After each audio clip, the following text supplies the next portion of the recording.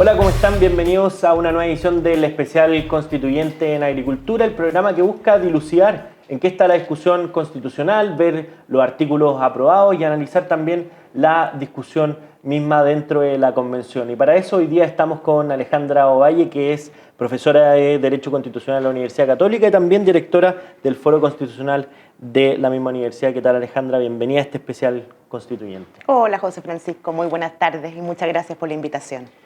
Bueno, uno de los temas importantes que han ocurrido en la discusión constitucional, especialmente en la convención, es lo relacionado con los principios. Hay una especie de cambio de paradigma que se está produciendo entre la constitución vigente y la propuesta de nueva constitución. Entonces, empecemos con eso. ¿Cuáles son los principales principios que se están viendo modificados o quizás visiones distintas que hoy día están imperando en la convención? A ver, efectivamente, o sea, yo creo que hoy día estamos en un momento en que, si bien quedan todavía algunas normas pendientes y normas importantes, ya tenemos tal nivel de aprobación que es posible observar las distintas definiciones con una mirada más de conjunto, ¿ya? Me parece que hasta el momento hemos estado analizando y revisando como cada una de las normas individualmente consideradas, y en esta etapa del proceso creo que tenemos que echarnos un poquito hacia atrás y dar una mirada de conjunto para ir dotando de contenido estos principios constitucionales. Los principios son las definiciones, ¿no es cierto? Las definiciones doctrinarias que se da a una determinada sociedad. Hay ciertos principios que son universales del constitucionalismo moderno, y ahí tenemos la definición de democracia, de soberanía popular, Estado de Derecho, en fin. Pero también existen otros principios que son propios y particulares de cada una de las sociedades, y además que responden mucho a los contextos, ¿ya? A los distintos momentos en los que estos acuerdos se van renovando en cada uno de los ordenamientos. Y yo te diría que, a ver, algunos cambios importantes que uno observa. El primero de ellos tiene que ver con la centralidad de la persona. ¿Ya? Yo te diría que hasta el texto hoy día vigente, y eso es bastante universal, estaba más o menos claro que todo giraba en torno a la persona en razón de su dignidad. Era esta dignidad inalienable de la persona, es la fuente de sus derechos fundamentales. Y eso, y hoy día estamos viendo que hay una cierta ruptura respecto a esa definición, básicamente por la definición de estado ecológico y de concebir a la naturaleza como sujeto de derecho, ¿ya? No solamente, y aquí quiero ser muy clara, ¿no es cierto? Yo creo que es muy relevante preservar la naturaleza, imponer deberes al Estado, a la sociedad toda, y pensando no solamente en las generaciones presentes, sino que también en las futuras. Incluso políticamente uno puede decir que el tema ambiental es un tema bastante transversal, ¿no es cierto? Que concita mucho apoyo en distintos sectores, pero la convención creo que ha avanzado un par de pasos más allá, y no solamente hay un énfasis y un reforzamiento del cuidado a la naturaleza y de los ecosistemas, sino que se la concibe a ella como sujeto de derecho, ¿ya? Y eso es complejo, porque en el fondo nos vamos a encontrar en el futuro con circunstancias en las que va a ser necesario entrar a optar, a definir, los conflictos se van a dar, y hoy día están presentados en un plano prácticamente equivalente, porque hasta ahora las personas éramos sujetos de derecho, éramos el centro del ordenamiento jurídico, éramos la justificación del Estado y de sus tareas, y hoy día entra en el fondo la naturaleza en una categoría o con un estatus relativamente equivalente. Claro. Y ahí muchas veces lo que se ve siguiendo la Convención Constitucional es que en el campo de los principios que tienen los mismos constituyentes o que buscan proponer para la nueva Constitución, hay visiones que son muy discordantes. Entonces, ¿cómo se logra establecer como el análisis de, mira, estos son los principios que van a quedar en la Constitución, cuando muchas veces lo que se hace, o al menos en interpretación, es que uno va como a las mismas fuentes de la discusión? Pero si uno ve la discusión, quizás a veces es mucho más complejo que cómo quedan las normas, o al menos cómo están quedando las normas hoy día. Bueno, ahí hay varios temas involucrados en tu comentario, en tu pregunta. A ver, yo personalmente considero que los principios deben ser esenciales, ¿ya? Una constitución debiera plasmar, es una norma jurídica, por supuesto, la norma jurídica fundamental y es muy relevante entenderla como tal, ¿ya? Como norma jurídica y cómo influye en el resto del ordenamiento jurídico, pero también es pacto, ¿ya? También es pacto social. Y las sociedades hoy en día son cada vez más plurales, cada vez tenemos más diferencias. Por lo tanto, ese pacto, y la Constitución viene a formalizar ese pacto, debiera tender a contener aquellos elementos en los que estamos de acuerdo. Porque no podemos perder de vista que las constituciones al final del día son un límite al juego democrático. Y bajo una democracia, las divergencias que tenemos en una sociedad, sobre todo una sociedad que, como tú bien dices, tiene miradas tan distintas y aproximaciones tan distintas, eso se debe resolver con la política ordinaria, con las elecciones. Y un día ganarán unos, al día siguiente ganarán otros, y así vamos construyendo los distintos proyectos. El punto es que la Constitución fija un límite, ¿ya? Y le dice a la política, ok, pónganse de acuerdo, pero estos son nuestros mínimos intransables. Esto deja de ser disponible. Y eso es importante que exista, ¿no es cierto? O sea, nosotros queremos tener la seguridad de que el día de mañana, cualquiera sea la opción política que triunfe, hay ciertas cuestiones esenciales que van a ser garantizadas y van a permanecer. Los derechos fundamentales, ¿ya? Ese es un elemento bien claro. Y ciertos principios. Pero dado el rol que cumple una constitución y dada la importancia que es entregar a la política, a la deliberación, al debate político, la definición de nuestras controversias, esos principios debieran ser en el fondo esenciales y debieran estar plasmadas en la Constitución aquellos aspectos en los que estamos de acuerdo, ¿ya? Entonces, si bien en sociedades más homogéneas quizá uno pueda llegar a acuerdos respecto de más principios o quizás los mismos principios, pero con un mayor nivel de desarrollo, me parece que en una sociedad como la nuestra es importante mantenernos en lo esencial. Porque si no, lo que está en entredicho o cuál es el problema, que luego no existe un arraigo a esa Constitución. Claro. Es súper importante y lo hemos visto que es parte del problema de la Constitución vigente, es que la Constitución sea apropiada, ¿ya? Sea percibida como una que nos acoge a todos o a casi todos, aun cuando no estemos de acuerdo con todos sus planteamientos. Es muy difícil que uno tenga acuerdo respecto a todo. Pero mientras más desarrollo tiene la Constitución, y es un poco la tendencia que hemos estado observando hasta el momento en el proceso, aumentan las posibilidades de que distintos sectores vayan considerando que hay ciertas definiciones que para ellos son importantes, son relevantes, son esenciales, y se vaya generando una suerte de distancia, que es muy poco deseable, con el texto constitucional. Y ahí desde ese punto de vista, cuando se declaran ciertas cosas como principios, y otros que uno puede interpretar leyendo las normas, la Convención Constitucional sí se ha pronunciado al respecto y ha dicho, mira, así va a ser el Estado chileno, y en particular lo centra en, va a ser un Estado solidario, un Estado social de derecho, y después viene la bajada de, además, plurinacional, multicultural y respetuoso del ecosistema. Pero esas cosas, por estar declaradas, significa que son principios, esa es la primera pregunta, y lo segundo es, ¿en qué cosa se diferencia lo que se declara ahora con lo que teníamos antes? Porque pareciera que esa declaración, al menos por el interés público que existía o por la notoriedad que le dieron los mismos constituyentes, era una cuestión bastante esencial, pero si uno lo ve en la aplicación práctica, bueno, hay que ver qué tanto de eso tiene, por ejemplo, decir que Chile es un Estado social de derecho. A ver, sí, los principios son, por definición, en el fondo, normas amplias, generales, que luego tienen su contenido, luego se va generando y se va concretando a partir del accionar de todo el resto del sistema. ¿ya? O sea, tú tienes un principio constitucional y luego se dictan leyes, se tiene que generar una institucionalidad acorde que haga realidad esos principios a través de las resoluciones, las decisiones que van adoptando los tribunales. O sea, todo eso es un conjunto de actuaciones de los distintos órganos del Estado, de las personas, que van dando realidad a esos principios.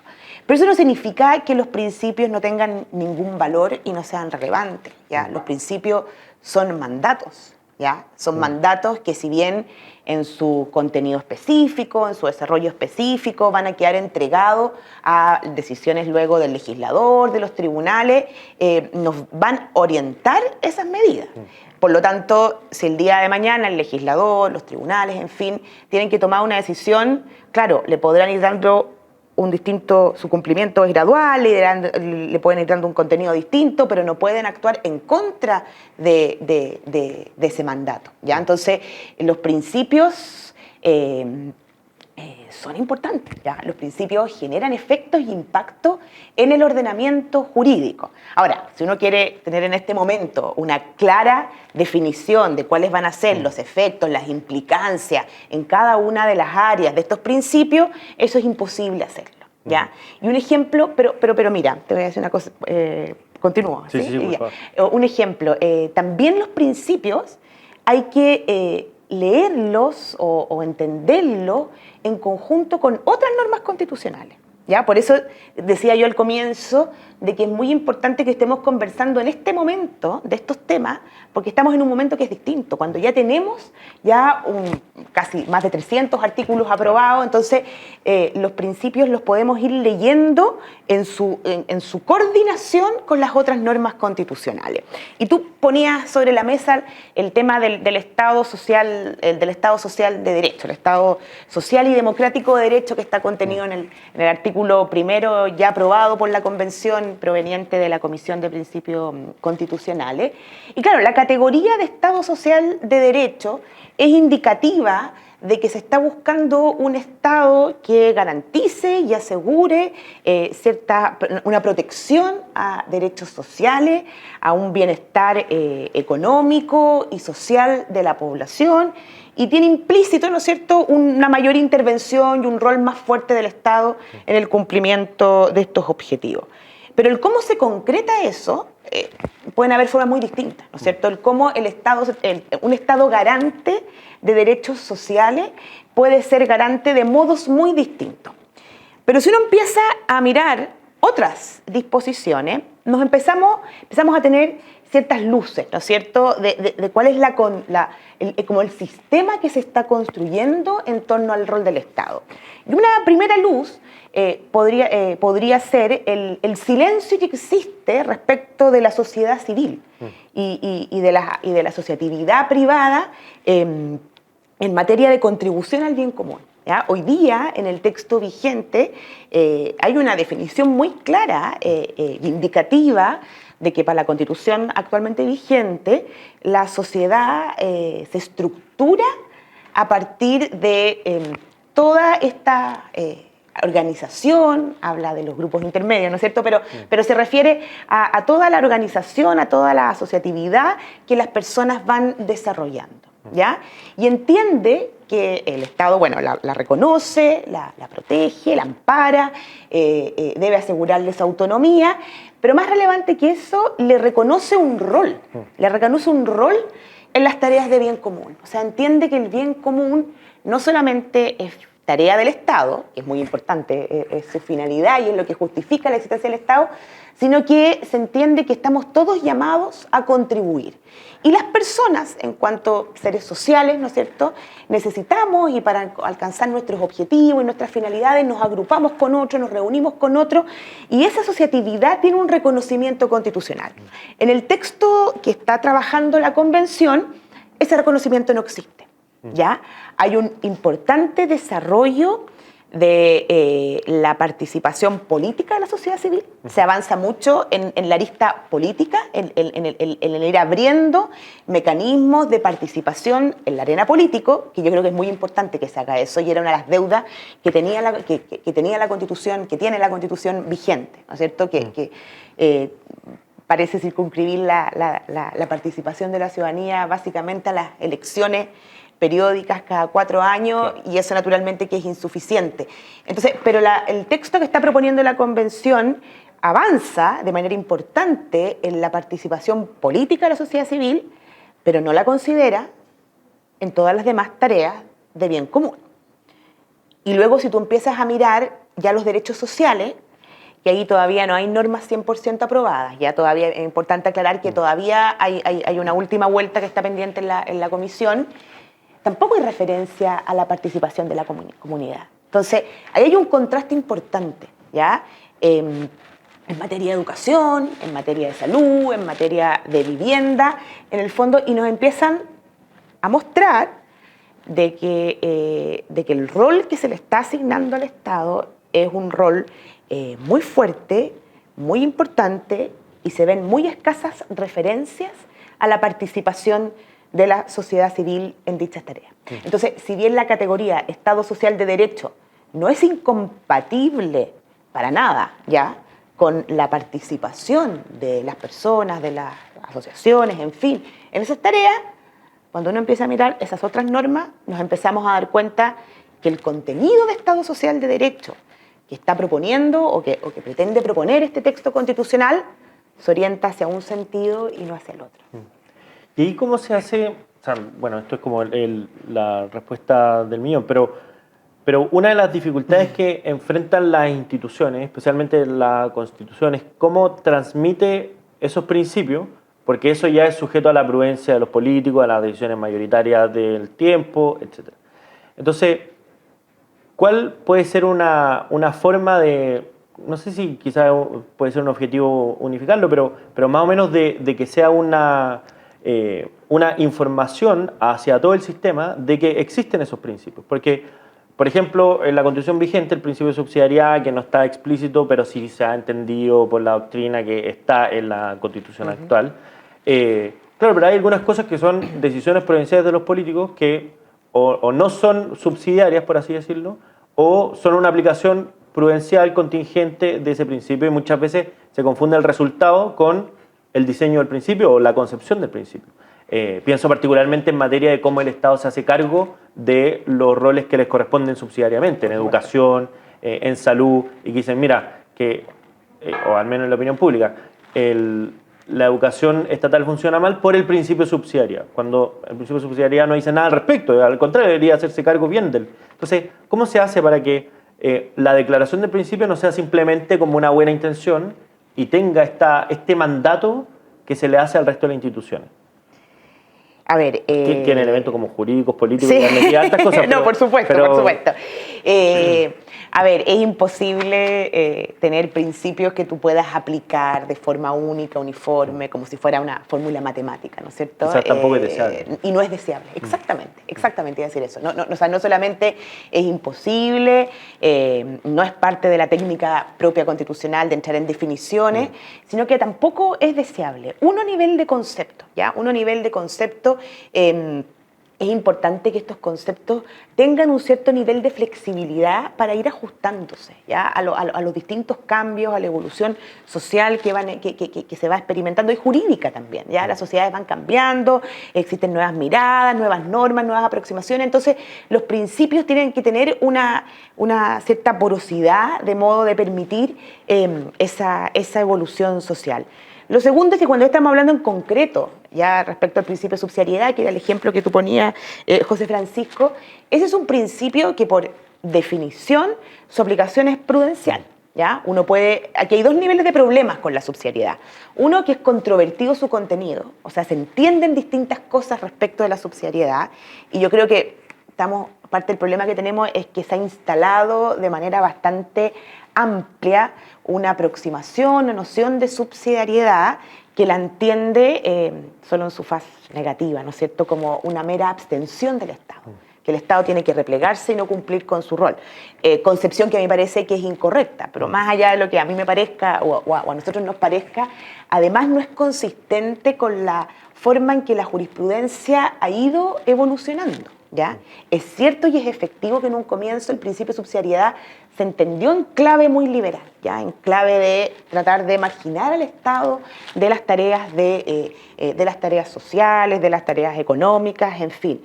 Pero eso con el tiempo, estamos hablando de hace muchísimos años atrás, ¿no es cierto?, ha ido cambiando y uno observa como el mismo Tribunal Constitucional, la misma doctrina, ya los mismos académicos han ido entendiendo que hay una faz importante de este principio que no solamente permite que el Estado intervenga, como tú bien decías, en las tareas que le corresponden en materia de educación, salud, etcétera, sino que es su deber, ¿ya? Y el Estado tiene que entender. Y la subsidiariedad simplemente, para tratar de graficarla muy brevemente, simplemente es plantear o entender que hay un tejido social que es valioso y que es importante preservar. Y eso significa que el Estado debe permitir que esa actividad se desarrolle. Y no solamente permitirlo, sino que además intentar promoverlo, ¿ya? Porque es valioso, ¿ya? Porque es una forma de construir la sociedad y lo que somos y alcanzar el bien común que es valioso.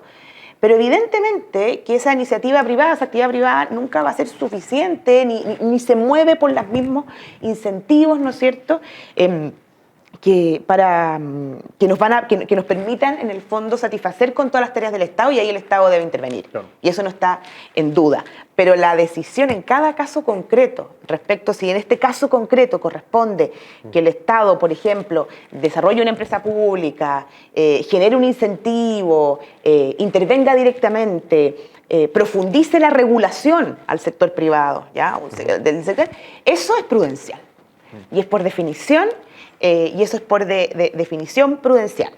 Lo que sí es que en esa actividad prudencial pueden haber ciertos actos, o sea, lo importante es que ese acto no contravenga ni pugne abiertamente con una disposición constitucional. Entonces lo que tenemos que mirar ahora que todos tenemos que empezar a informarnos, ¿no es cierto?, respecto a cuáles no solamente son las normas que se van aprobando en la Constitución, sino que cómo se articulan entre ellas. Lo que tenemos que observar es no solamente la definición de Estado Social de Derecho, que es amplia, como decíamos, sino que hay que mirar otras tantas normas. ¿Cuáles son las nociones que existen respecto, como les decía y como te decía anteriormente, a la sociedad civil, a los derechos sociales, la libre iniciativa económica? Ahí hay un tema que es importante porque, si me permite señalarlo, se establece que será regulada, el derecho a la iniciativa económica, que está consagrado, será regulado por ley. Y eso está perfecto, siempre ha sido así, será por ley. Pero resulta que el texto actual tiene una norma que señala que resguarda el contenido esencial de los derechos. Vale decir, hay un mandato al legislador para regular los derechos, pero ese mandato significa que al momento de regular no se puede afectar el contenido esencial. Y eso no está en el texto que está proponiendo la Convención.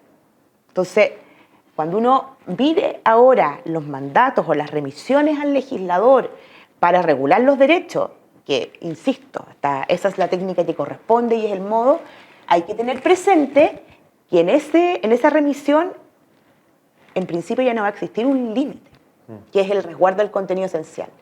Entonces, eso debilita el derecho. Entonces, porque mucho se dice, no, es que no hay reconocimiento al derecho a la iniciativa privada, a la libre... Y eso existe, lo mismo que ocurre con el derecho de propiedad, por supuesto que está consagrado el derecho de propiedad. Pero tenemos que ir a esos detalles, ¿no es cierto? A ver, esa remisión a la ley, ¿tiene algún límite o no? Cuando en materia de propiedad se habla de indemnización, ¿cuál es el concepto que está presente? Si es que hoy día lo que se está debatiendo es si se va a indemnizar, si existe solamente una justa indemnización o bien el daño patrimonial efectivamente causado. En fin, hay que ir mirando esas otras disposiciones para dotar de contenido este principio de Estado Social de Derecho, porque el día de mañana puede haber una decisión prudencial del Estado que entre en contravención o pugne con alguna de estas definiciones. Por eso, lo que ocurra con las normas de modelo económico que propuso la Comisión de Medio Ambiente, pero que fueron rechazadas, el informe fue rechazado en general, por lo tanto ahora está reformulando esa propuesta, es sumamente importante.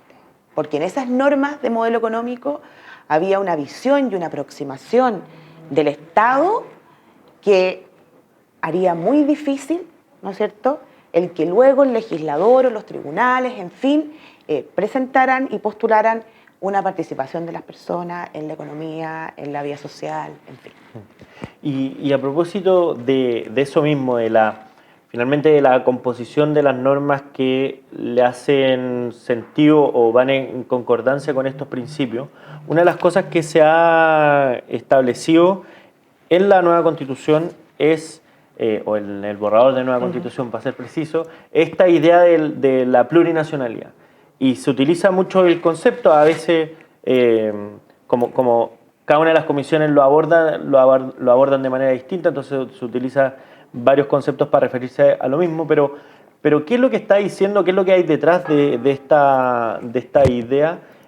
Sobre todo porque una de las cosas que a mi juicio establece es una especie de acuerdo de Occidente, que es este principio de igualdad ante la ley, igualdad como declarativo, pero hay otro concepto que se incorpora ahora que es el de la igualdad sustantiva, es decir, que no basta simplemente declarar que somos iguales en dignidad y derechos, sino que hay que hacer acciones positivas para que esa igualdad sea materializada.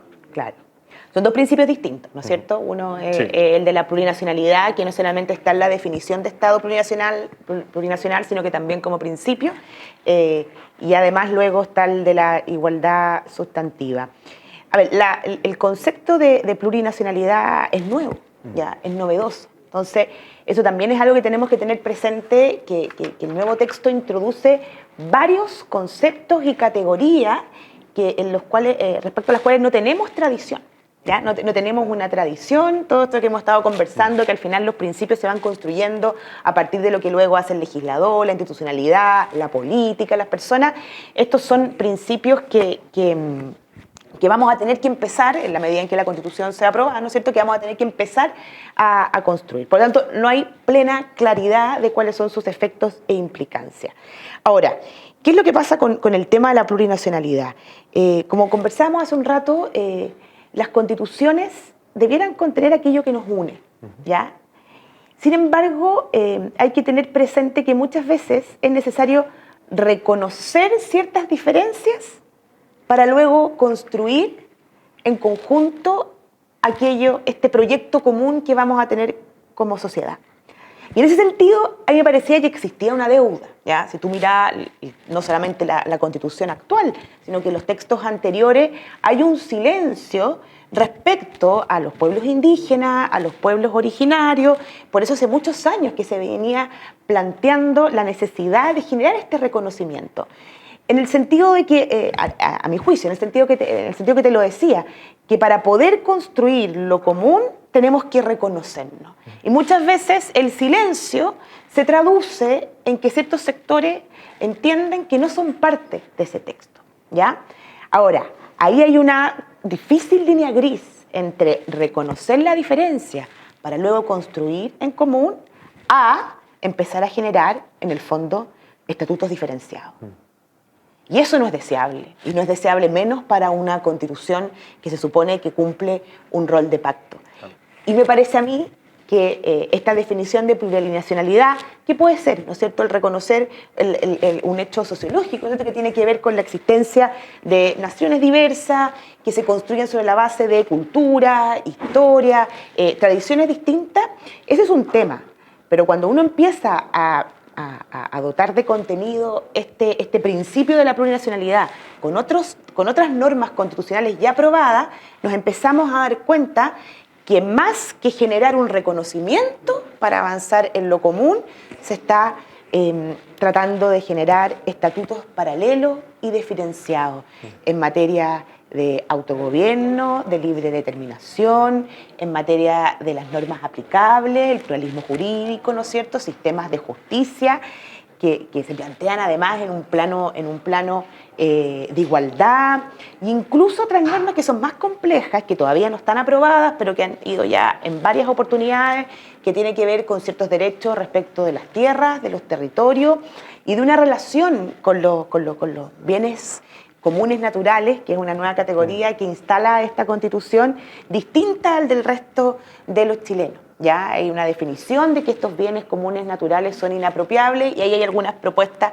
que están planteando la necesidad de generar ciertos derechos respecto a los pueblos originarios y una administración distinta y paralela. Entonces creo que tenemos que ser cuidadosos, ¿ya? O sea, tenemos que ser muy cuidadosos en avanzar en estos reconocimientos de modo de que la Constitución se arraigue y de que la mayor cantidad de personas se sientan partes de ello.